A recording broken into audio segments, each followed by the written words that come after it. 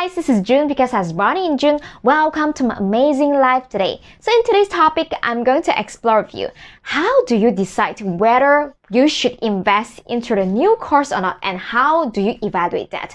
So I want to talk about this topic because I've been speaking with so many friends, and also some of them are my students. I realized they have this syndrome that I call buying courses non-stop syndrome. Okay, they just wouldn't stop. They just enjoy buying the courses and all over and over again, right? So that's why I want to record this video to give you guys my thoughts and then how to save you guys from this syndrome. So stay tuned to the end.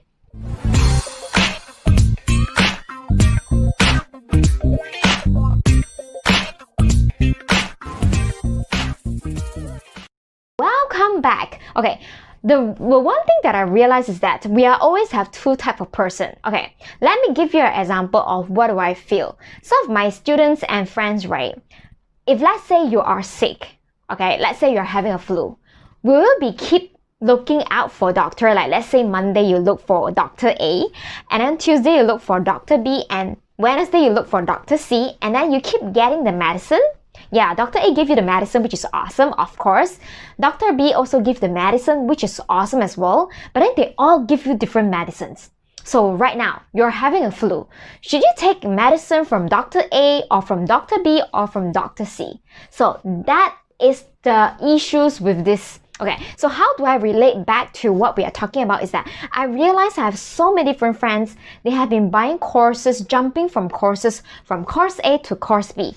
They are not giving them enough time in order to maximize the potentials from the one single course that I've bought. So that's why I want to record this video to share with you guys my thoughts and what is my way of investment in course investment and software investment. I also realized that I have this issue. So that's why I try to sit myself down. Back was the time that it's like, oh my god, I keep investing in courses, but then am I growing? Or it's just give me a feeling that I'm growing, but then I'm not, okay? So this is how it works. If let's say you have bought one, how I work is that, let's say I have already spent about, let's say $1,000 into one course. I have one very clear KPI.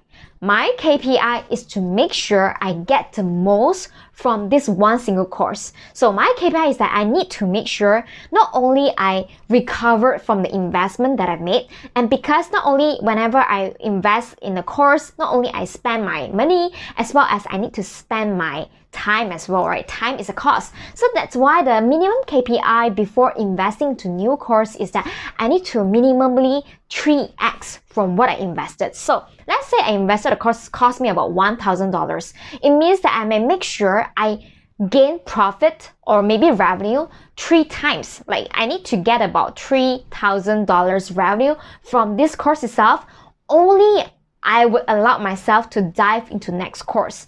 Because if let's say I don't do that right, it's very, very dangerous. I will keep investing from courses to courses, seeing different doctors, but then have you actually realized, if let's say you just see the Dr. A, let's say you are going to focus on Dr. A medicine, like whatever antibiotic, whatever medicine the Dr. A has been giving you, you just take the medicine, maybe you focus it on like 1 week or 2 weeks, then you are recovered. It also means that maybe from the point of time you already find the solutions through your problem. Because I realized that one thing about jumping courses to courses is actually lack of clarity and also lack of focus. That like I actually been jumping not jumping courses, I've been investing courses. This is my time spent, right? Because based on the time that I'm able to invest, I realize when I invest in one course, in order to get like about 80% out of this course will take me about 4 months of my time. No kidding. 4 months of my time to make sure I really study everything about 80%. That's why even before I jump into course, I make sure I do enough due diligence to make sure this course get a lot of good feedback. Not only get a lot of good feedback, also it's relevant to what I need at the point of time. Okay, so for this due diligence, you have to do it very carefully because a lot of friends out there, they might want to try to sell a course even though they know that the course is not for you. But then why? Because most likely they are the athletes, they will receive referral commissions. So that's why always follow someone that you think that they are able to give you like a very good sense of who you are, and then whether this course or this particular item is able to help you to achieve your goal. What you can do is that you can look for someone who has no conflict of interest with you. Like maybe you can, this is how I usually work. I will tell them, hey, you know what? I heard that you're in this course. I'm kind of in, I just heard about it. I want to know what's your view. But then I'm not investing right now. I'm not keen to invest. I don't have the time. I don't have the money. But then I want to know what you feel about this course that you're in. Okay, because whenever I start this way, right, that's real. I be honest with them. I say, hey, you know what? You don't have to try to sell me this course because I'm not going to invest it. I don't have the money. I don't have time either, right? So when you actually pre-filter them by telling them this trick, right, they will give you a more honest kind of feedback because they know that they are not going to get any money out of you. So why not just be honest with you? So I realized that by using this method, I gain a lot of different insights about different courses. Usually in every course that you're in, there's always pros and cons, okay? So make sure that you do enough due diligence before jumping into one particular course because you do not want to waste, the most valuable is not only the money, the most valuable stuff is actually our time in believing that a course can work for us, okay? So that's why this is usually what I do. I will usually watch the journey of the person who is actually jumping into the course, or maybe I also try to get different feedbacks from different friends, from different groups about what they think for the particular course. So this helped me to make informed decisions. So far, I consider myself very lucky. All the courses that I bought in, I really love them myself, and that's why because it helps me to fulfill my goal. But then my goal might not be your goal, you know? So everyone is very different. Make sure you invest in course that can serve your goal, okay? So I have one really, not to say bad experience because it was a mistake that I made, but it was really not like a great mistake. I only spent about, I think, $150 on a course. I do not want to name it. $150 on a course. But then I did not even do a due diligence before jumping into the course. I bought it. Oh my God, I don't really like it. And then I don't want to introduce this course to my friends as well because I just don't think that we should introduce something that I don't use it myself, right? So that's why I hope this video, I hope that you guys find value in this video. So if let's say you have been thinking whether you want to dive into new course, maybe this video can help you to re-evaluate the decisions. So by asking yourself this question, okay, when you invested in your last course, the last course that you have just recently bought, have you go into the training videos at least 70%? Okay, that's the first question. Second question, if let's say the answer is no, so you shouldn't invest in new course. You should actually focus on your time on the previous course, okay? So the second question you need to ask, have you actually recovered your investment based on the last course that you have spent? Okay, have you? Okay, if let's say your answer is yes, then yeah, that's great. If let's say the answer is no, then you need to ask yourself another question.